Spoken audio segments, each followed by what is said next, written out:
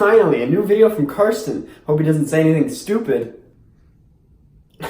I hate this guy. Finally, a new season of Stranger Things. I've always had a soft spot for this series. Having been there since the beginning, it's really cool to watch it grow into something I could have never expected it to turn into. I've made 2 videos on it now, and I don't see this being the last, being that not only are there 2 seasons yet to come, but it's also just so dang fun to talk about. That's kind of what I want to say as a disclaimer. I really love this show, and despite what you might have gotten out of the title, I still think it was a great season. But just for fun, I decided to go back and watch some episodes from the first season after finishing this latest one, and I gotta say, what happened? Again, great season, but I feel like I'm going to be saying that a lot in this video. Compared to the first 2, this is easily the weakest in my opinion. Let's do a general review. Stranger Things has been tracking this group of kids from Hawkins, Indiana for a few years now, as the Upside Down and some strange evil forces continue to wreak havoc. The first season was very bare, dealing with Will Byers disappearing to the Upside Down, a place and concept that was pretty mysterious at the time. With some amazing performances, great tension, and captivating storytelling, this first season proved that Stranger Things was something we were all going to love. Before you know it, or I mean a year later, we got Stranger Things 2. Here we know a bit more about the Upside Down, and Will is back, but he's not doing too hot. This season delivered and proved that this show can be more than just a missing child story. It pretty much had all the great qualities of one, but with a bigger budget, and one shitty episode that we don't like to talk about. And now here we are at Stranger Things 3, more than a year later. The kids aren't really kids anymore, there's Russians, and this time Billy is in trouble in a sense that he's been possessed,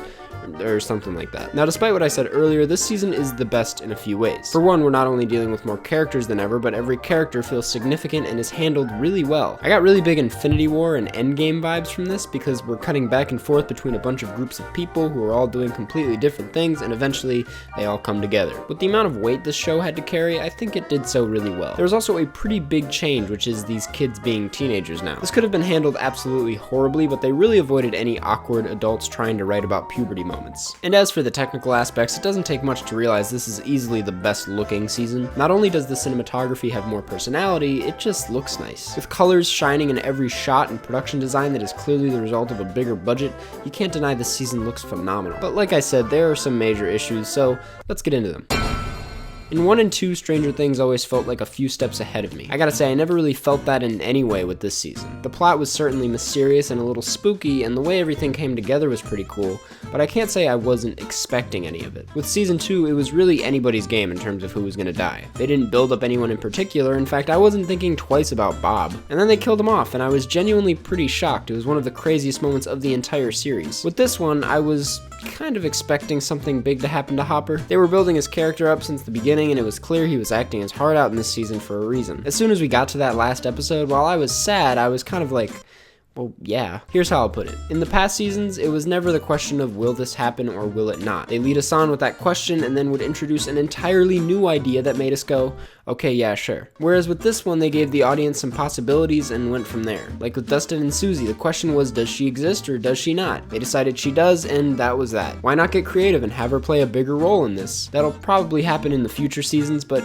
come on, her reveal could have been a lot more satisfying. I feel like I'm the only person in the world on this page, but here we go. The acting wasn't bad in this season, but geez did it lack in comparison to the others. Aside from Chief Hopper, I wasn't really blown away by anybody in this season. Billy was great, but it felt like we didn't get nearly enough of him. Millie Bobby Brown was the same as she always is, just louder. And while he seems like a cool guy, Finn as Mike just wasn't believable in any way this time around. The heart of the show that brings out the best in everyone's performances has always been Will, played by Noah Schnapp. He's phenomenal in 1 and 2, and it feels like we barely get any of him this season. He's just a kid that wants to play D&D and touches the back of his neck a lot. Also, Sadie Sink's character Max could have had way more to work with. Her brother is literally possessed and is the root of this entire problem. If they can't do much with him, at least do more with the conflicting morals she is probably dealing with here. How is she not constantly freaking out? And that's the thing, I don't really blame any of the kid actors here. They just feel like they were told to freak out and that was the extent of it. I just wish they had a bit more to work with because the performances felt weirdly empty compared to the other seasons.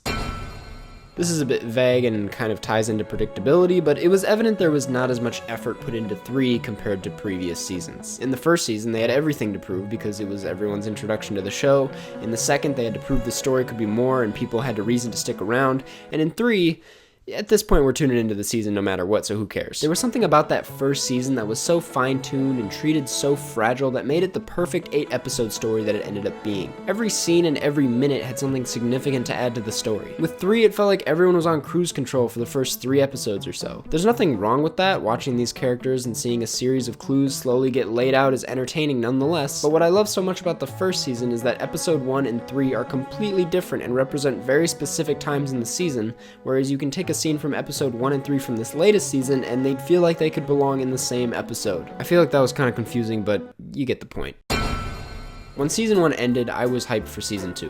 When 2 ended, I couldn't wait for 3. And when 3 ended, I was like, okay, this season ends so weirdly. Again, not badly, just weirdly. I had to double check that there were 2 seasons after this because it seriously felt like the big finale. I feel like this season gave me just enough to be sort of excited for a new season, but at the end of the day, they kind of implied that Hawkins is in the past after this, and if this season didn't feel the same, I can't imagine how the next is gonna feel. And I get it, shows are supposed to progress over time and get bigger, they shouldn't feel the same every season, that's why we keep caring. And that's okay and fine by me as long as the show stays true to its roots. Stranger Things has that sense of heart and Midwest feeling about it that made the original feel so intense but innocent. The bigger these monsters and problems get, the more they stray away from a sense of relatability. We lose those quiet moments that feel like pure childhood fun. Like what, is Hopper being held captive by Russians now? What's going on? I feel like I got carried away, but here's my point. Despite everything I've said, I really enjoyed the season. A bad season of Stranger Things is still a pretty fun way to spend 8 hours. It just feels like it came and went, whereas those first 2 seasons, specifically number 1,